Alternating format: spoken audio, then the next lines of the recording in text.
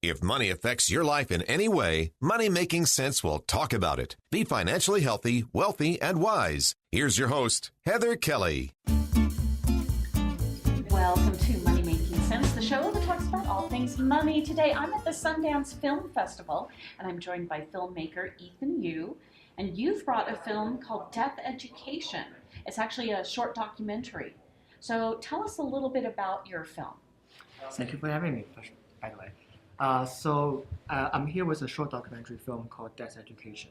It's a film about a high school teacher in China who opens this death education class for high school students, where on the traditional Chinese Memorial Day, they will bring them to the funeral home to pick up unnamed ashes and have this ceremony of bury those unnamed ashes at a public cemetery as a way to open up to this conversation about death and contextualize what does it mean, contextualize the meaning of death for all the students.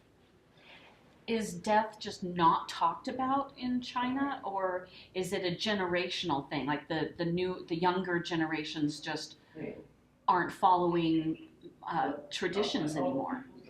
I feel like death is definitely a taboo subject, not only in Chinese culture, but a little bit universally. Of course, like different culture talks about death differently. But I do feel like death is a topic that people don't talk about, especially under the parenting context of parents kind of like always afraid of, when the kid asks about, what will happen if someone die? What does it mean? Do they go to heaven? Do they go to anywhere? And it's always a difficult conversation to face.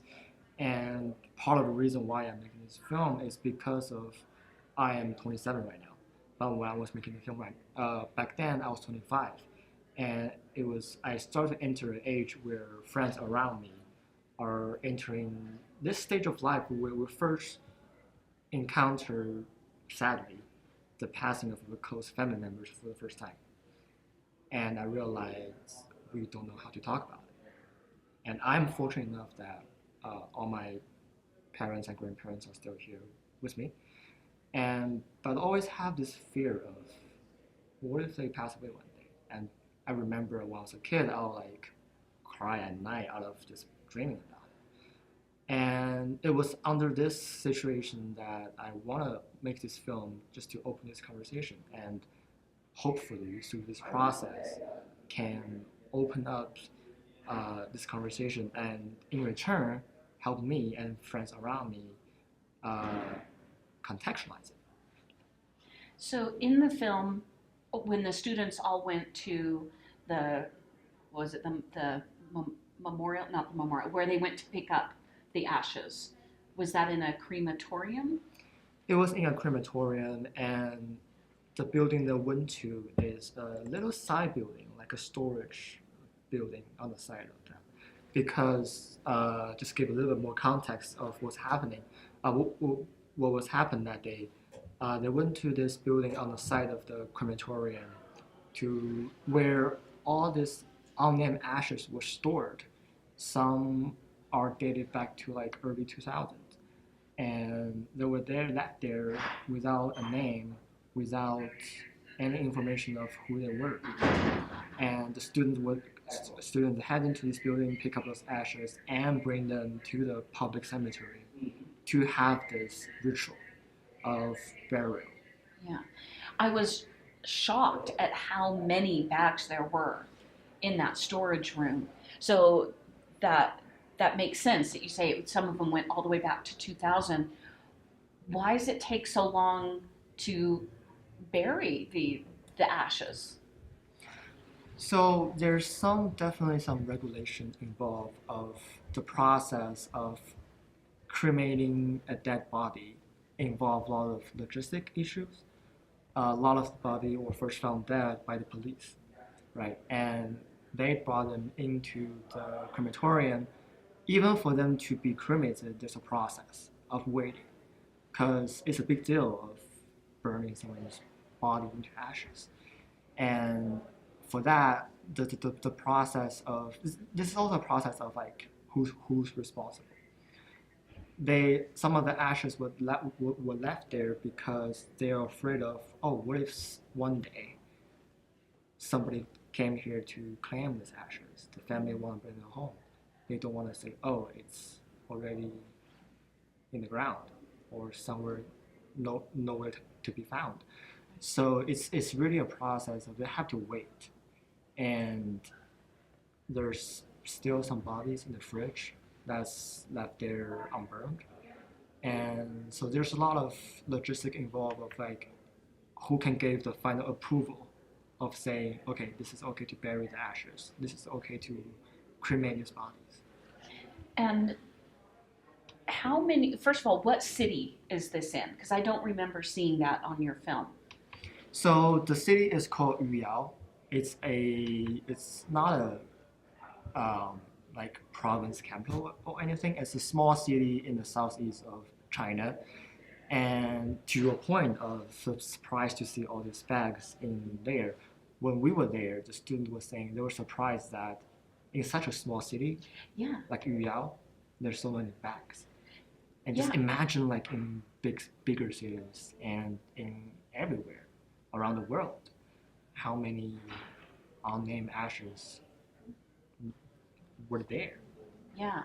So that was my question. I thought, oh my gosh, you must be in a large city to have this many bags, but this is a small town. I mean, I really was struck by the number of bags of ashes. That's the first thing that really impacted me.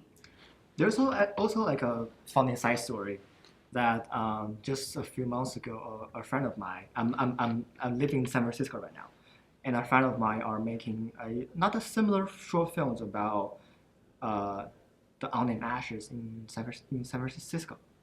And that's kind of when I realized, oh, this is actually a story that's more universal than I thought it might be. Yeah. Interesting. Also, in the movie, you mentioned, was it your own personal grandmother? She died unexpectedly. So, because she died unexpectedly, she has to wait to be cremated. I don't understand. There's a wait list for the crematorium. What is that about? So yeah, that's actually a great question. So I want to talk first about the narration and what it is. Yeah. The narration wasn't read by me. The narration, there's 3 passages of voiceover or narration, and they were from the students. At the end of the day of that event, sort of like as part of their homework, they were asked to write a diary entry for the day of how they felt about the event. And I sort of like pull all the students aside saying, don't write it as a homework, write it as however you want to say. Don't treat it as a homework, and I want them to be honest. So I received from the teacher about like 20 or 25 diary entries, and I look at all of them and piled up a passage comprised of paragraph sentences of all the students into like a more cohesive essay. And I had 6 students come with me to read this passage that they wrote or their peer wrote. And the reason why I want to do this is because the film is interested in the perspective of the student encountering this event. And I thought about this mode of reading one's writing to be more intimate than me asking a question and having them answer it. And going back to the questions about the waitlist, in a way, the film is a post-COVID. I first read a story back in 2022 about this article of the teacher and student having this death education class, and I was struck by it. But this event only happened once a year, so I jotted down on my notebook and I waited. But then so much has happened in 2023. It was just after sort of like China opening up after COVID, and we all know what happened during COVID. There's so many deaths, but the film was shot in April, but then in January, so many people passed away because of the COVID and the sudden open up that, yeah, they were lying at a crematorium waiting to be burned because so many people were died because of COVID, and there's no space and room for them to be cremated and have that ritual. That's what the student was talking about, that he hoped to have that ritual for her grandma, but then they didn't receive the closure. That's also when I say like I found the friends around me don't know how to talk about death because so much happened that time and people are dealing with it. Yeah, I know it's hard. Like you said, everywhere. It seems to be globally. Nobody like, oh, somebody's gonna die. Um, but what are the differences between how people talk about it in China and in the West? I can give a actual example of what happened in China. Not what happened in China, but how one of the students and their family reacted. So for the event, like people have to not apply, but have to like say, oh, I want to join the event for the teacher's students, and they have to get approval by their family, their parents, because they are minors, right? And then some parents didn't allow their kids to join because they think it's a taboo that it might be a symbol of bad luck to have this direct contact with ashes. They treat it as bad luck that might bring bad luck to their performance, may just bad luck on the grades, and they care about that, so they didn't allow them to go. And it's I think it's kind of expected that there's some resistance from a cultural perspective of this is not a topic we want to talk about because it's so negative. It's so nobody want to talk about that, and we hope like that's never come, so we stay away from it. In the States, I feel like I don't really know if I can have a more comprehensive say on like what's the attitude about death in the state. Maybe you can talk more about it than me.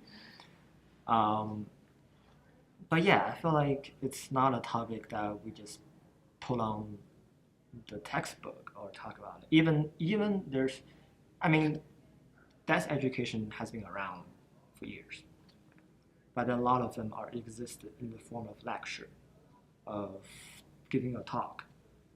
But then I found those to be a little bit superficial, that words cannot describe the actual experience of fearing a family members might die or actually having that encounter.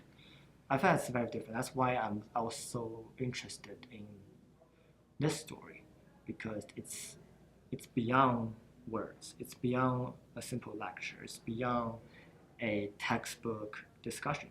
Right. It's this actual physical encounter with something so close to it.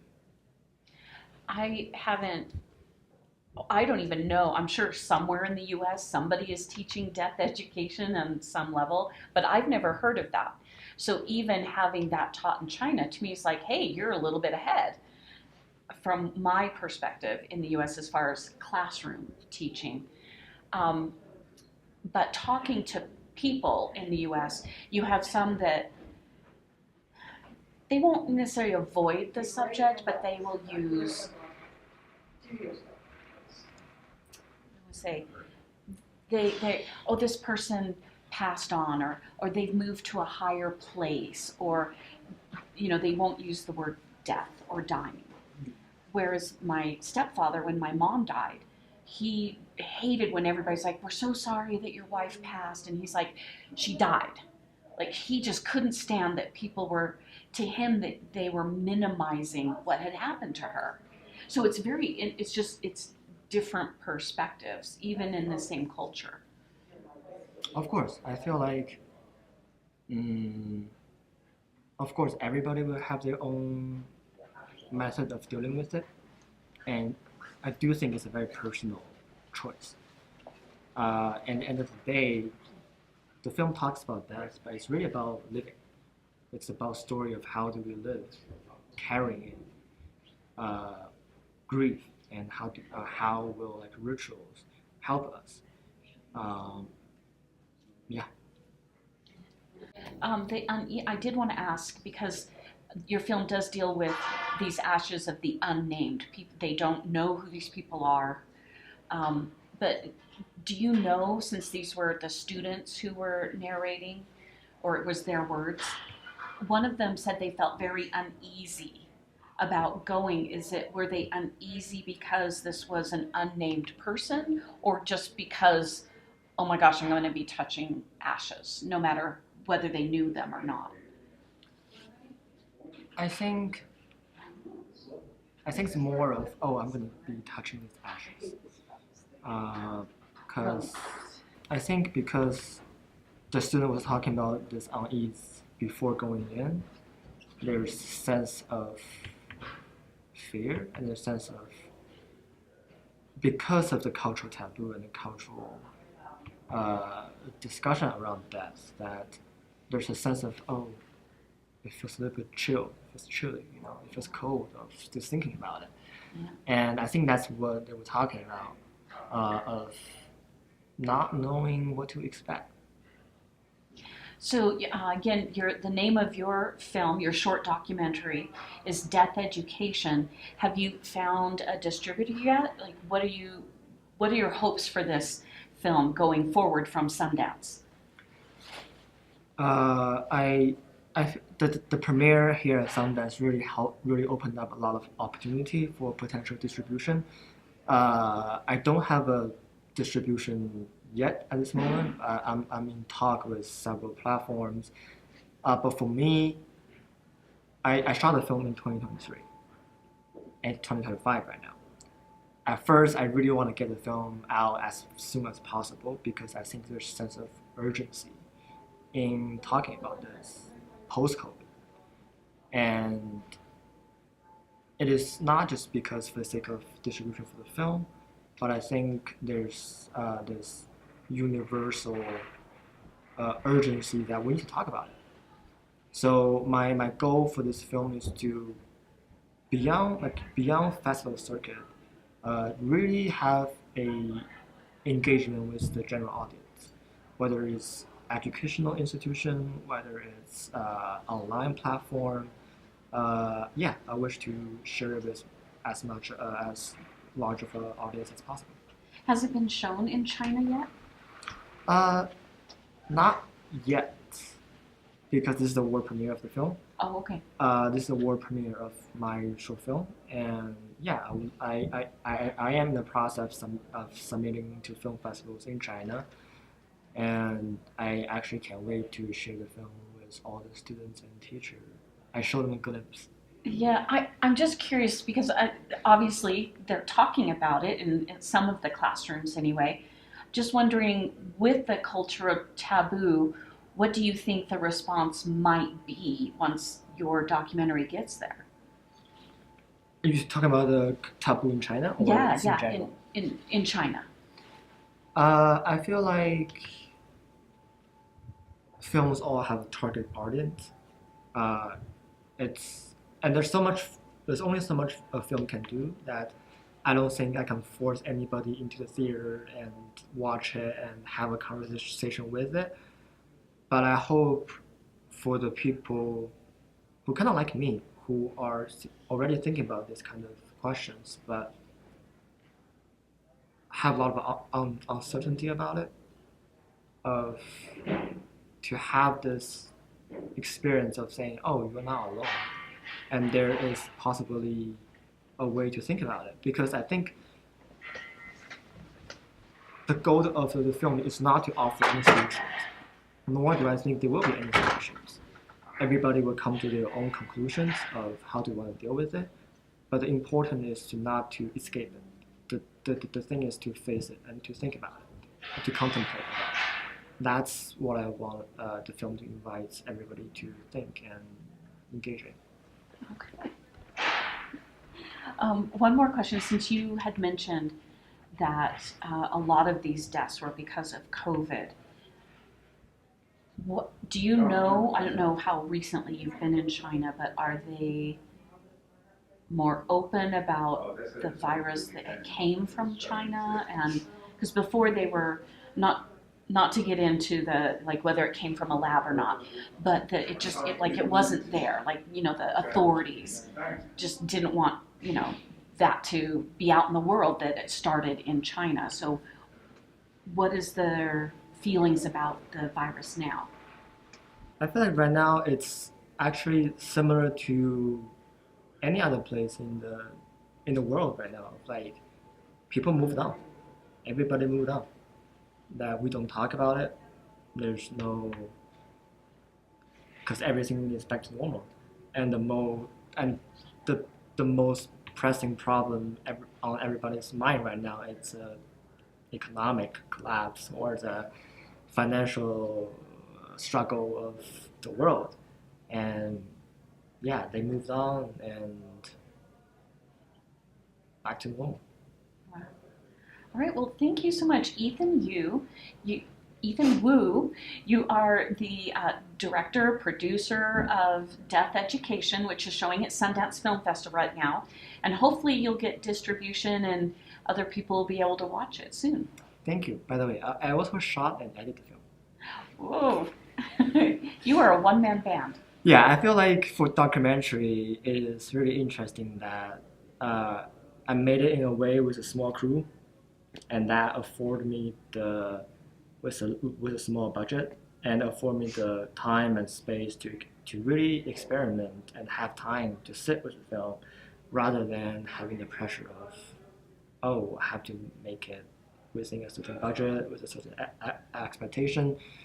It just allows me to be more free in my creative articulation. How small is a small budget? I shot it in 5 days with myself, a friend as the film producers, and sound recorders hired for 1 day. So the budget will be the equipment rental for 5 days of the camera and lenses, transportation, hotel for 3 people for 5 days. Actually, less than that. It's around 2,000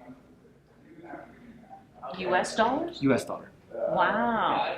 Okay. That's impressive. All right. Well, thank you so much, Ethan. I feel like even though it's $2,000, but the actual budget is like my time. Well, yes. Oh, no. We never discount the time as far as your budget, because I imagine, I mean, how long did it take you to get lined up with the teacher and get people to agree to do all of this and, write out kind of what you were hoping to see? And like you said, you made it in 23, or is that when you actually shot it, was in 2023? Yeah, actually, like the process of contacting and getting access was actually pretty easy. Oh. I think it's because I'm so honest about it and open about this conversation. Even when I was went to the funeral home saying like I want to film the cremation process, they were so open to it because I am honest and not afraid of talking about it. So they are willing to help. And yeah, I shot the film in 2023, April, and I was trying to finish the film by September because I got into the graduate program at Stanford.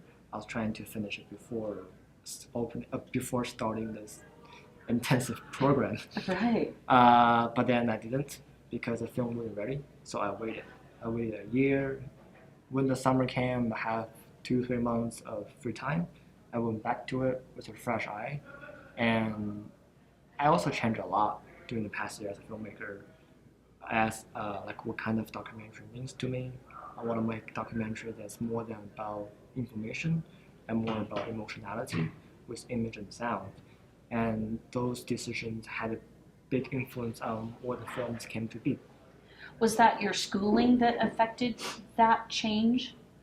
Yeah, definitely. I definitely will contribute the teaching of certified professors, more or less in exposing me to have the patient and confidence in the power of image and sound over dialogue and information.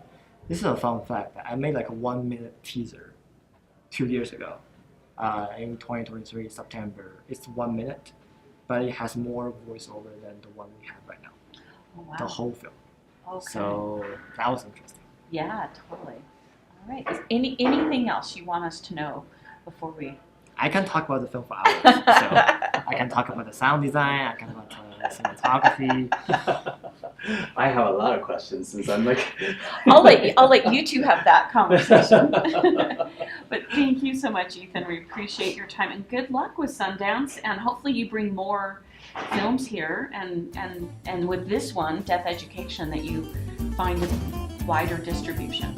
Thank you. Thanks for having me.